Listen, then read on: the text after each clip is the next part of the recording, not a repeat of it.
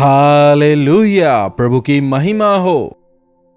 हमारे प्रभु यीशु मसीह के मधुर नाम में आप सबको जय मसीह की। Good morning. पुनरुत्थान का दिन है, प्रभु का दिन। तो आइए, आज हमें चर्च जाना है, वे हमें आशीष देंगे, विश्वास करें। आइए छोटी प्रार्थना के साथ मनन की शुरुआत करें। महापवित्र पिता परमेश्वर, प्रभु एक बार फिर से अपने आप को आपके हाथों में समर्पित करते हैं। प्रभु, आज सुबह जब एक बार फिर से हम आपसे सुनना चाहते हैं, आपके वचन में कितनी सामर्थ्य है जानकर, विश्वास कर आशीष पाने का अनुग्रह हमें दें। यीशु के नाम से प्रार्थना मांगते हैं, आमीन। वचन मतलब क्या है? प्रभु की बातें, परमेश्वर की बातों से भरा हुआ है यह पवित्र वचन। परमेश्वर बात करते हैं, वे वचन द्वारा और स्पष्टता से बातें करते हैं। प्रभु विभिन्न तरीकों से बातें करते हैं, सपनों द्वारा, दर्शन द्वारा, विवेक द्वारा, परिस्थितियों द्वारा। परमेश्वर के दास जब वचन से सिखा रहे होते हैं, उनके द्वारा स्वयं प्रभु सीधे भी बातें करते हैं। चाहे वो किसी भी प्रकार बात करें, वो हमेशा वचन के अनुसार ही होता है। जरूरी नहीं कि जो भी सपने हमने देखे वो ठीक हों, हमारी अपनी सोच उसमें हो सकती है। शैतान भी कई प्रयास करता है कि हमें धोखा दे, हमें भरमाए, लेकिन एक चीज है जो कभी नहीं टलने की, वो है प्रभु का वचन। आकाश और पृथ्वी टल जाएंगे, लेकिन मेरे वचन नहीं टलेंगे। पवित्र आत्मा की प्रेरणा से लिखे गए यह वचन हमें जीवंत करते हैं, हमें चलाते हैं, हमारे अंदर विश्वास को पैदा करते हैं। सुनने के द्वारा विश्वास होता है। इन अंत के दिनों में अविश्वास जो है बढ़ता जा रहा है, विज्ञान बढ़ता जा रहा है, विश्वास कम होता जा रहा है। हर चीज के लिए सबूत चाहिए। जो दृश्य हैं उन्हें मानते हुए, जो अदृश्य हैं उन्हें नकारते हुए, अस्थिर चीजों पर आज मनुष्य अपने ध्यान को लगा रहा है। स्वर्ग के विषय, नरक के विषय, मृत्यु के बाद के जीवन के विषय, अनंत जीवन के विषय पवित्र बाइबल हमें स्पष्टता से बताता है। हर रोज हमें प्रभु के इस पवित्र वचन को पढ़ना है, मनन करना है, तब हम विश्वास में बढ़ते चले जाएंगे। मत्ती रचित सुसमाचार उसके 8वें अध्याय की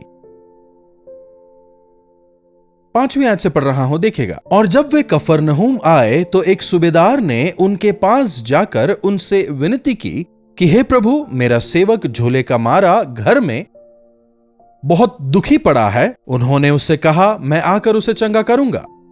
सूबेदार ने उनसे कहा, हे प्रभु, मैं इस योग्य नहीं कि आप मेरे छत के तले आएं, पर केवल मुख से कह दें तो मेरा दास चंगा हो जाएगा।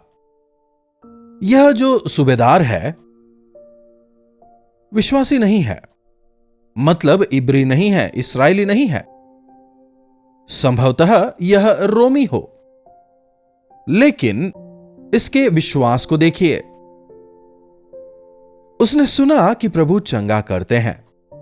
उन दिनों में बाइबल नहीं हुआ करता था, पर यह बातें मुख के द्वारा ही फैलती जाती थीं। आज जिस प्रकार से सोशल मीडिया पर कुछ आ जाता है और वायरल हो जाता है ना, इसी प्रकार उन दिनों में टॉक ऑफ द टाउन क्या था अगर बोलें तो? प्रभु यीशु मसीह चंगा करते हैं। उन्होंने अंधों को आंखें दी हैं, उन्होंने झोले के मारों को ठीक किया है, लंगड़े चलने लगे हैं, अंधों को उन्होंने आंखें प्रदान करी हैं। विभिन्न प्रकार के बीमारी से त्रस्त लोगों को प्रभु यीशु मसीह ने चंगा किया है। इस प्रकार की बातें नगरों में, शहरों में फैली हुई थी, लोग बातें करते थे, और इस सूबेदार ने भी यह सुना। सूबेदार का मतलब कम से कम 100 सैनिकों के ऊपर वो अधिकारी था। एक ऐसे अच्छे अधिकार में रहने वाला व्यक्ति अपने आप को नम्र करते हुए प्रभु के पास आकर प्रभु से क्या कहता है? प्रभु, मेरा दास झोले का मारा काफी दुखी है। अपने दास के विषय में एक चिंतित व्यक्ति को हम यहां देखते हैं। इस सूबेदार के एक बेहतरीन गुण को हम यहां देखते हैं। वो भी प्रभु के पास आकर प्रभु से कहता है, प्रभु, मेरा दास दुखी है, आप उसे चंगा करें। तब प्रभु उससे कहते हैं, मैं तेरे घर आकर तेरे दास को चंगा करूंगा, मैं आके चंगा करूंगा। तब वो सूबेदार कहता है, प्रभु मैं इस योग्य नहीं कि आप मेरे घर आएं। देखिए, कई बार हम यह कहते हैं कि हम परमेश्वर पर विश्वास करते हैं, लेकिन क्या प्रभु के पास जाते हैं? क्या अपनी परेशानियों को प्रभु से कहते हैं? हम क्षमा पाने के योग्य नहीं हैं, हम उनकी आशीषों को पाने के योग्य नहीं हैं, हम डिमांड करने के बिल्कुल भी योग्य नहीं हैं। क्या इस स्थिति को हम समझते हैं? यह व्यक्ति यहां अपने आप को नम्र करता है, अपने दास से प्रेम करने वाला है। जब घर पे आने को कहते हैं तो कहता है, प्रभु मैं इस योग्य नहीं, आप केवल अपने मुंह से कह दें, बस आप बस अपने मुंह से कह दें, प्रभु आप बस अपने मुंह से कह दें। वाह, क्या शानदार विश्वास। आगे देखिए क्या कह रहा है। मैं भी पराधीन मनुष्य हूं और सिपाही मेरे हाथों में हैं। जब मैं एक से कहता हूं कि जा तो वो जाता है, दूसरे से कहता हूं आ तो वो आता है, और अपने दास से कहता हूं कि यह कर तो वो करता है।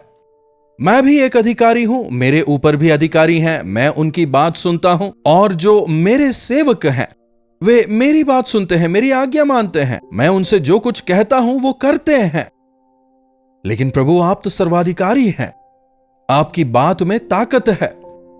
प्रभु आपके कहने मात्र से भूमि और आकाश तक आपकी आज्ञा मानते हैं, प्रकृति तक आपका कहना मानते हैं। मैंने इस बात को सुना है। आपके वचन जो हैं जीवन देते हैं, मर के कब्र में पड़े हुओं तक को वो जीवित करते हैं। आपके वचन लकवे के मारों को ठीक करते हैं। आपके वचनों ने अंधों को ठीक किया है।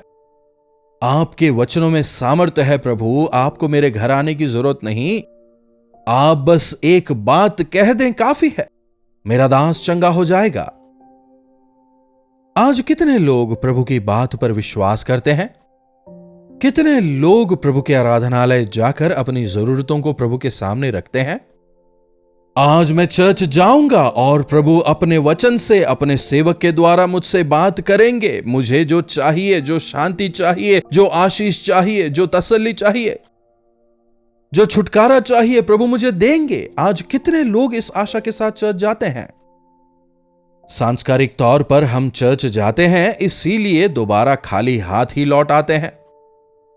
जब हम प्रभु के आराधनालय जाते हैं, विश्वास के साथ उनके भवन को जाएं। प्रभु के भवन में हम पास्टरों को देखने के लिए या लोगों से मिलने के लिए नहीं, एक क्लब हाउस की तरह नहीं, लेकिन परमेश्वर से बात करने के लिए जाते हैं। उन दिनों में प्रभु शरीरधारी होकर इस संसार में थे, इसीलिए उन्हें खोजते हुए यह सूबेदार जाता है। आज उनके भवन में उनका सानिध्य निवास करता है।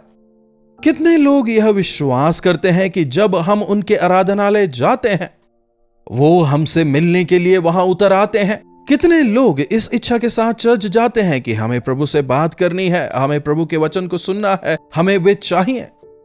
काफी दुख की बात है, आज कई लोग प्रभु पर विश्वास नहीं करते। वो सूबेदार कहता है, मैं जानता हूं, मैं एक अधिकारी हूं, एक बार कह दूं तमाम सैनिक उस आज्ञा को मानते हैं, मैं जो करने कहूं वो करते हैं। आप सृष्टिकर्ता हैं, आपको तमाम अधिकार दिए गए हैं, आपके वचनों में सामर्थ है। केवल अपने वचन के द्वारा आपने इस ब्रह्मांड की सृष्टि की, अपने वचनों से आपने चमत्कार किए हैं। प्रभु आपके वचन में सामर्थ है। विश्वास करें, प्रभु का वचन जीवन की रोटी है। वे अपने वायदों को पूरा करते हैं। उनके वचन में सामर्थ है। उनके वचन में छिपे वायदों को आप अपनाएं। प्रभु इस वायदे को आप मेरे जीवन में पूरा करें। प्रभु से कहें, यस। अपनी जवानी में प्रभु परमेश्वर ने जो वायदा मुझे दिया, मैंने उसे अपनाया और उसके अनुसार जिया। मां के गर्भ ही से मैंने तुझे चुना है, गर्भ से बाहर आने से पहले ही मैंने तुझे चुन लिया है और जातियों पर तुझे भविष्यवक्ता ठहराया है। इस वचन पर मैंने विश्वास किया जब मैं केवल 19 साल का एक छोटा सा लड़का था, जब मुझे कुछ समझ नहीं आता था। मैंने अपने आप को प्रभु के हाथों में समर्पित किया। तब से लेकर आज तक उनके उस वायदे में कितनी सामर्थ्य थी, आज तक देखकर मैं चकित होता हूं। प्रभु के सानिध्य में जाएं, प्रभु के वचनों को सुने, आपका विश्वास बढ़ेगा। केवल आप ही नहीं, आपके सेवक, आपका परिवार, आपके बंधु मित्र भी प्रभु की आशीष को पाएंगे। प्रभु इसके विषय में क्या कह रहे हैं, देखिए 10वीं आयत में। यीशु ने यह सुनकर अचंभा किया और जो उनके पीछे आ रहे थे उनसे कहा, मैं तुमसे सच कहता हूं, मैंने इस्राएल में भी ऐसा विश्वास नहीं पाया। यीशु मसीह इस बात को सुनते हैं, सुनकर वे अचंभित होते हैं और पीछे आने वालों से कहते हैं, इस्राएल में भी ऐसा विश्वास, द ग्रेट फेथ, ऐसा महान विश्वास मैंने नहीं देखा। आज इस संसार में हम कहलाए तो विश्वासी जाते हैं, लेकिन कई अविश्वासियों में जो विश्वास पाया जाता है उतना भी हम में नहीं होता। कहते तो हैं कि हम विश्वासी हैं, लेकिन विश्वास का वह तक भी हमें नजर नहीं आता। विश्वास के कोई फल हमें नजर नहीं आते। क्या आप विश्वासी हैं? क्या आपने प्रभु यीशु मसीह को अपना उद्धारकर्ता माना है? क्या आपने माना है कि वे क्रूस पर आपके पापों के लिए मारे गए और तीसरे दिन जी उठे? क्या आप विश्वास करते हैं कि वे परमेश्वर के इकलौते पुत्र हैं जो स्वर्ग से इस धरती पर उतर आए कि आपको और मुझे उद्धार दिलाएं? मृत्यु के तीसरे दिन बाद वे दोबारा जी उठे और आज पिता के दाहिनी ओर बैठे हैं, और यही यीशु मसीह शीघ्रातिशीघ्र राजाधिराज होकर वापस आएंगे और उन पर विश्वास करने वालों को अपने साथ ले जाएंगे। क्या विश्वास करते हैं? कई कलीसियाओं में इस फेथ स्टेटमेंट को हर हफ्ते वे दोहराया करते हैं, लेकिन कितने लोग अंतरांग से मेरे प्रभु जीवित हैं, मेरे प्रभु सब कुछ कर सकते हैं, उनके वचनों में सामर्थ्य है, वे असंभव को संभव कर सकते हैं, उनके लहू में सामर्थ्य है। कितने लोग यह विश्वास करते हैं? आज प्रभु मेरे जीवन में भी महान चमत्कार करेंगे। यदि मैं विश्वास करूं, यदि मैं उन्हें पुकारूं, तो मेरे जीवन में भी प्रभु कार्य करेंगे। क्या विश्वास करते हैं? आप विश्वास नहीं करते, इसलिए चमत्कार नहीं होते। प्रभु यीशु मसीह जहां पैदा हुए वहां कई सारे चमत्कारों को वे नहीं कर पाए, क्योंकि वहां के निवासी प्रभु यीशु को लेकर लापरवाह थे। अरे प्रभु यीशु ही तो है ना। हम बचपन से प्रभु यीशु मसीह पर विश्वास करते आए हैं, हम प्रभु को जानते हैं, हमारे ही तो प्रभु है ना। इस प्रकार की एक लापरवाह सोच की वजह से आज हम हमारे जीवनों में चमत्कार नहीं देख पाते। पीछे आने वाले प्रभु की भलाइयों को, आशीषों को पाकर जा रहे हैं। विभिन्न जगहों में ढूंढने के बाद, प्रयास करने के बाद अंततः यीशु के पास आने वाले कईयों ने विश्वास किया है और आज वे मसीह यीशु के गवाह होकर जीवन बिता रहे हैं। लेकिन पीढ़ियों से मसीही कहलाने वाले लोग बिना विश्वास के जीवन बिता रहे हैं। जिस प्रकार प्रभु पुकारते हैं, हे अविश्वासियों, हे अल्पविश्वासियों, मैं तुम्हारे लिए क्या करूं? इस वचन को याद करें, विश्वास करें। देखकर विश्वास नहीं, यह होगा, यकीन करना ही विश्वास है। प्रभु यीशु सर्व सामर्थी हैं, वे कर सकते हैं, उनके वचनों में सामर्थ्य है। सूबेदार विश्वास करता है और तुरंत उसी समय उसका सेवक चंगा हो जाता है। 13वीं आयत, और यीशु ने सूबेदार से कहा, जा तेरे विश्वास के अनुसार तेरे साथ हो, और उसी घड़ी उसका सेवक चंगा हो गया। हालेलुया। प्रार्थना। महापवित्र पिता परमेश्वर, प्रभु एक बार फिर से हम आपके चरणों में आते हैं। आपके वचनों के लिए हम आपके शुक्रगुजार हैं। हां प्रभु, कई बार विश्वासी कहलाने वाले, शायद पीढ़ी पीढ़ियों से हम विश्वासी हैं, लेकिन केवल नाम के ही। वास्तविक विश्वास हमें नजर नहीं आता। लेकिन प्रभु होने दें कि आज हमारे जीवन में एक बदलाव आ जाए। केवल नाम के नहीं लेकिन पूरे मन से विश्वास करते हुए आपके गवाह होकर जीने का अनुग्रह हमें दें। यीशु के नाम से प्रार्थना मांगते हैं, आमीन। अब हमारे पिता परमेश्वर का प्रेम, प्रभु यीशु मसीह का अनुग्रह, पवित्र आत्मा की संगति और सहभागिता हमें से प्रत्येक के साथ आजकल और सर्वदा बनी रहे, आमीन। प्रभु की महिमा हो। अपने प्रार्थना विषयों को आप हमें 9884907779 पर व्हाट्सएप, वॉइस मैसेज या फिर टेक्स्ट के जरिए भेज सकते हैं। हमें आपसे सुनकर, आपके बारे में जानकर, आपके साथ मिलकर आपके लिए प्रार्थना करने में काफी प्रसन्नता होगी। आप भी प्रार्थना करें, प्रभु चमत्कार करेंगे। मेरे लिए भी और इस पूरी सेवकाई के लिए आप प्रार्थना करें। और यदि पवित्र आत्मा आपको प्रेरित करते हैं कि आप इस सेवकाई में आर्थिक मदद दें, आप एक मैसेज हमें भेजें। हमारी टीम आपसे संपर्क करेगी और आवश्यक जानकारी आप तक पहुंचाएगी। हमारे दोनों नए कार्यक्रम क्या आप जानते हैं और सच्ची घटनाओं को देखकर आत्मिक जीवन में आप बढ़ते जाएं। इन्हीं वचनों के साथ आज मैं आपसे विदा लेता हूं। प्रभु आपको आशीष दें। कल्वरी दर्शन, ये है प्रेम के दर्शन, यीशु प्रेम के दर्शन।